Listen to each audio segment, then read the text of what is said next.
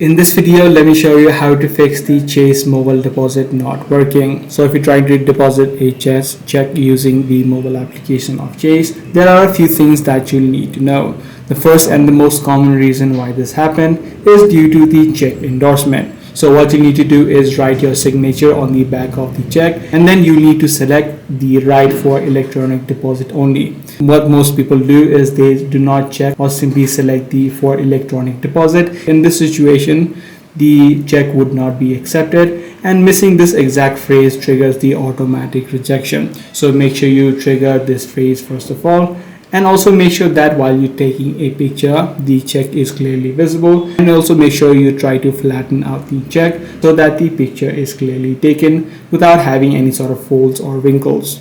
Now, if this is not the case for you and you're still having issues with it, this is likely due to app glitches. So what you can do in this situation is just try to reinstall the application of Chase onto your device. And once you do that, and once you have reinstalled the application, any sort of bugs and glitches which might be causing the issue should be now fixed. So that's pretty much all there is to it. If this video was helpful to you, be sure to subscribe.